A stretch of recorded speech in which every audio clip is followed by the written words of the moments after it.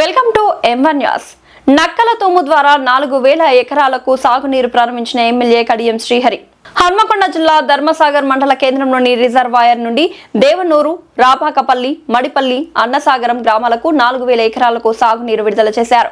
అనంతరం ఆయన మాట్లాడుతూ చాలా కాలం నుండి నీటి విడుదల చేయనందున అట్టి కాలువలు కూడుకుపోయి నీటి సరఫరా లేనందున రైతుల ఇబ్బందులను గమనించి కాలువల మరమ్మతుకు నిధులు మంజూరు చేస్తానని, దీనికి రైతులు కమిటీ వేసి కమిటీల ద్వారా కాలువల నిర్మాణం చేసుకోవాలని ఆయన పిలుపునిచ్చారు. ఈ కార్యక్రమంలో irrigation EE Sudheer, DE Mangilal, MRO Bahusingh, MPDO Anil Kumar, Congress party జిల్లా ఉపాధ్యక్షుడు గుర్రపు ప్రసాద్, రాష్ట్ర నాయకులు గంగారపు అమృతరావు, స్థానిక సర్పంచ్ మాచర్ల జ్యోతి, ఆయా గ్రామాల సర్పంచ్లు, కాంగ్రెస్ పార్టీ కార్యకర్తలు, రైతులు పాల్గొన్నారు.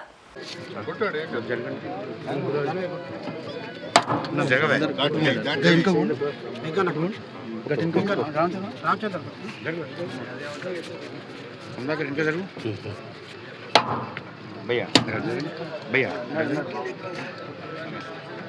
सी गाరికి జాగ్రత్తనే చేయగలిగి सी గారు మీరు భాస్కర్ కొంచెం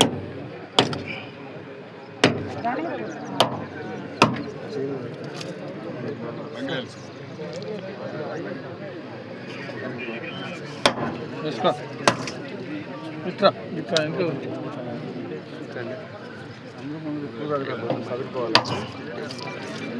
జమీందార్ రైతులు కొట్టండి పని వాళ్ళు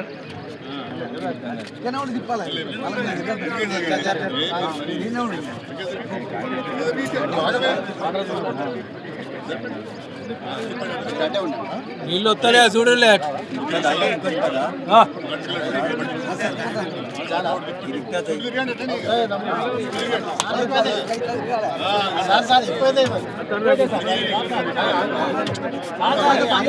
ఎక్కువైనా ఏం కాదు కానీ రాని ఇంకానా ఇబ్బంది ఏం కాదు కానీ ఇబ్బంది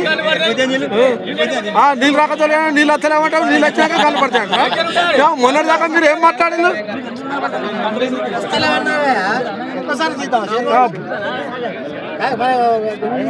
అటు ఇటు ఏం కాలం మాట్లాడా, అటు ఆయన కాలం మాట్లాడే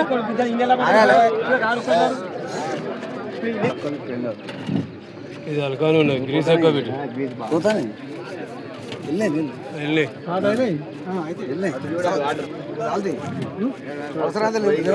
చూడండి జరా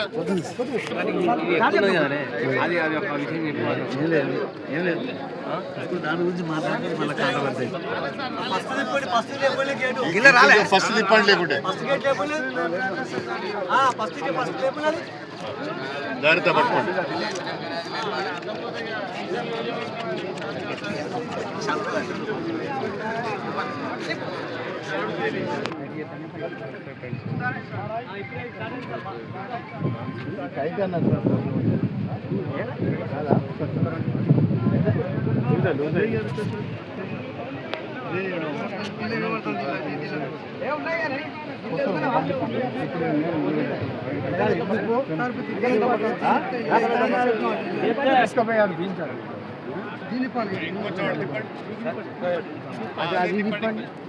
అమ్మాయి ఉంది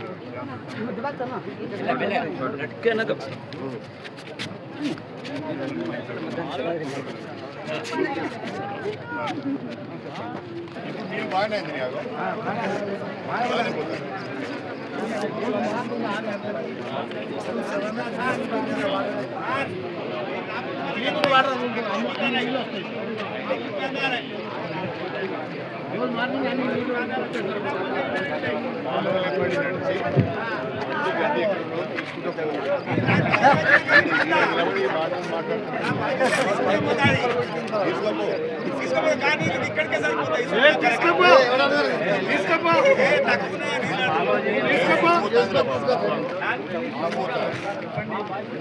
ఇంతకంటే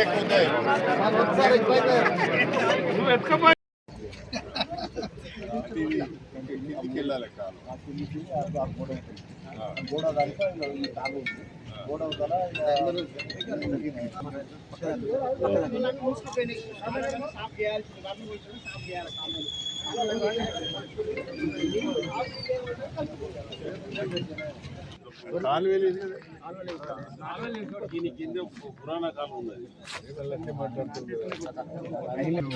కెనాల్స్ ఎట్లా ఉన్నాయి అనేది వీళ్ళ దగ్గర ఉంటాయి. ఇది నీరును రెవెన్యూ వాళ్ళు కలిసి ఆ పాత కెనాల్స్ ఎట్లున్నాయో చూసి దాని ప్రకారం మళ్ళా రివైజ్డ్ ఎస్టిమేట్ చేసి మొత్తము ధర్మసాగర్ చెరువు కింద గతంలో నాకు తెలిసి 4-5 ఊళ్ళకి సాగేది వేరు. ధర్మసాగర్ వేరు, దేవుడు, తర్వాత ఊరిచర్ల కొంచెం, తర్వాత దాని కింద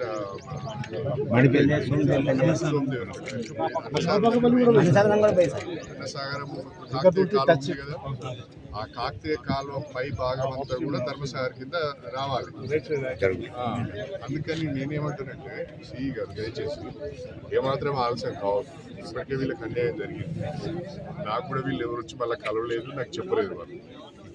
నా అంతట నేను వారి నీళ్ళు ఎందుకు పోతలేవు, వీళ్ళు ఎందుకు అడుగుతలేరు అని చెప్పి నేనే వచ్చిన. మీరు ఎవరు అడగలేనని నేనే వచ్చి అధికారులకు చెప్పి తీసుకొని వచ్చిన.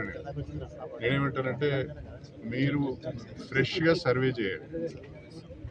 దాదాపు 4,000 నుంచి 6,000 ఎకరాలు అంటారు, కానీ 6,000 ఎకరాలు లేదు.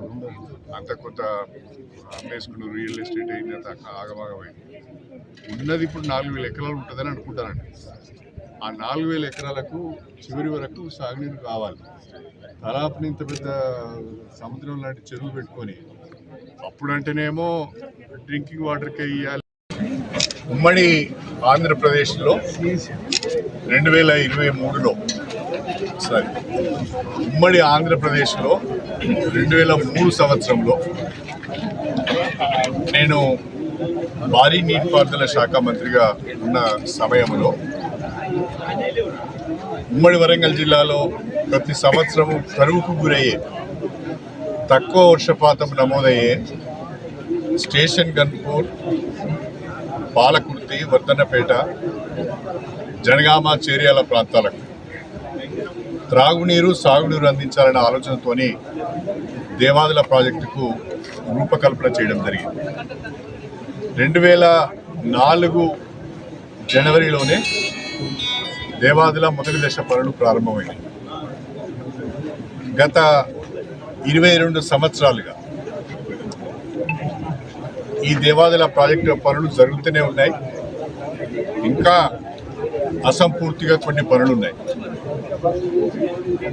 దేవాదుల ప్రాజెక్టు కింద దాదాపు 5,50,000 ఎకరాలకు సాగునీరు అందించాలి. ఒక 50,000 ఎకరాలకు సప్లిమెంటేషన్ ఇవ్వాలి. ఈ 5,50,000 ఎకరాలలో 3 లక్షల ఎకరాల ఆయకట్టు స్థిరీకరించబడ్డది. స్థిరీకరించబడిన ఈ ఆయకట్టుకు సాగునీరు అందించాలి. ఈనాడు దేవాదుల ప్రాజెక్టు కింద గోదావరి నది నుంచి మొదలుపెట్టుకుంటే భీమ్గన్పూర్ కానీ, చలివాగు కానీ, రామప్ప, అదేవిధంగా అక్కడి నుంచి ధర్మసాగర్ నుంచి స్టేషన్ గన్పూర్ నుంచి Palakurthi reservoir, Chennur reservoir, Ashwaraopalli reservoir, Cheetakudu reservoir, ఇక్కడి నుంచి మళ్ళీ మల్లనగండి రిజర్వాయర్, ఆ నుంచి బొమ్మకూరు నుంచి తపాసుపల్లి వరకు ఎల్దండ, అనేక రిజర్వాయర్లను మనం నిర్మాణం చేసుకున్నాం. ఈ సంవత్సరము దేశవ్యాప్తంగా తీవ్రమైన వర్షాభావ పరిస్థితులు ఏర్పడ్డాయి. ఎలినీనో ప్రభావం వల్ల కరువు పరిస్థితులు ఏర్పడిన నేపథ్యంలో దేవాదుల ప్రాజెక్టు ద్వారా ఉమ్మడి వరంగల్ జిల్లాలో స్థిరీకరించబడిన 3 లక్షల ఎకరాలకు సాగునీరు అందించాలని చెప్పి గౌరవ ముఖ్యమంత్రి గారి దృష్టికి, గౌరవ భారీ నీటిపారుదల శాఖ మంత్రి దృష్టికి తీసుకువచ్చి గత 30 రోజులుగా ఈ మోటార్స్ అన్నిటిని కూడా ఆన్ చేసి నీటిని లిఫ్ట్ చేయడం జరుగుతుంది. ఈరోజు దాదాపుగా అన్ని రిజర్వాయర్లలో 50% మించి నీటి నిల్వలు ఉన్నాయి. ఈ నీటి నిల్వలను సాగునీరుకు ఉపయోగించుకోవాలని ముఖ్యమంత్రి గారిని, మళ్ళీ భారీ నీటిపారుదల శాఖ మంత్రి గారిని సంప్రదించి వారి ఆమోదంతో, వారి ఆదేశంతో దాదాపుగా ఇప్పుడు అన్ని రిజర్వాయర్ల కింద సాగునీరు విడుదల చేయడం జరిగింది. భీమ్గన్పూర్ కింద కానీ, చలివాగు కింద కానీ, రామప్ప, ధర్మసాగర్, అదేవిధంగా స్టేషన్ గన్పూరు, అశ్రావుపల్లి, బొమ్మకూరు, మల్లనగండి, దాదాపుగా అన్ని రిజర్వాయర్ల కింద కూడా సాగునీరు విడుదల చేయడం జరిగింది. నేను రైతులందరికీ విజ్ఞప్తి చేసేది ఒకటి, తీవ్రమైన కరువు పరిస్థితులలో మరి ఈ నీటిని చాలా పొదుపుగా వాడుకోవాలని నేను కోరుతున్నాను. సాధ్యమైనంత మేరకు ఆరుతోటి పంటల్ని వేసుకుంటే రైతు నష్టపోకుండా ఉంటుంది అనేది నా ఉద్దేశం. ప్రధానంగా ధర్మసాగర్ రిజర్వాయర్ కిందున్న పాత ఆయకట్టు, గన్పూర్ రిజర్వాయర్ కిందున్న పాత ఆయకట్టు, అష్రోబిల్ కింద ఉన్న పాత ఆయకట్టు ఈ రైతులకు సాగునీరు అందడం లేదు. ఈ 3 రిజర్వాయర్ల కింద కూడా సాగునీరు అందించాలనే ఉద్దేశంతో ఇప్పుడు చీఫ్ ఇంజనీర్ మన సుధీర్ గారికి స్పష్టంగా విజ్ఞప్తి చేయడం జరిగింది. ధర్మసాగర్ రిజర్వాయర్ కింద, గన్పూర్ రిజర్వాయర్ కింద, అష్రోబిల్ రిజర్వాయర్ కింద ఈ గతంలో ఈ చెరువుల కింద ఏదైతే ఆయకట్టు ఉన్నదో ఆ ఆయకట్టుకు సాగునీరు అందించే విధంగా పంట కాలువలను రెవెన్యూ వాళ్ళ సహకారంతో వాళ్ళ దగ్గర ఉన్న మ్యాప్స్ ఆధారంగా పంట కాలువలను పునరుద్ధరించే పని చేపట్టాలని, పంట కాలువలను పునరుద్ధరించి వాటిని మోడర్నైజ్ చేసి ఈ చెరువుల కింద చివరి ఆయకట్టు వరకు సాగునీరు అందించే విధంగా ప్రణాళికలు తయారు చేయాలని చెప్పడం జరిగింది. దానికి ఎస్టిమేట్లు తయారు చేయడానికి 1 నెల సమయం పడుతుందని అన్నారు. ఆ ఎస్టిమేట్లు రాగానే ఈ 3 రిజర్వాయర్ల కింద పాత ఆయకట్టు ఏదైతే ఉందో రైతులు ఎవరైతే ఉన్నారో వాళ్ళకు 2 పంటలకు సాగునీరు అందించే విధంగా చర్యలు తీసుకోవడం జరుగుతుంది అని చెప్పి ఈ సందర్భంగా తెలియజేస్తున్నాను. గతంలో నేను డిప్యూటీ సీఎంగా ఉన్నప్పుడే ఈ నక్కల తూము కూడా ఆనాడు 2 కోట్ల రూపాయలు మంజూరు చేపించి నక్కల తూమును నిర్మాణం చేయడం జరిగింది. కొంత కెనాల్ కూడా లైనింగ్ చేసినాం, కానీ చివరి వరకు కాలువలను తీయలేదు. ఈరోజు నక్కల తూము ద్వారా చాలా రోజుల తర్వాత ఈరోజు నక్కల తూము ద్వారా సాగునీరు విడుదల చేయడం జరిగింది. ఇది ధర్మసాగరు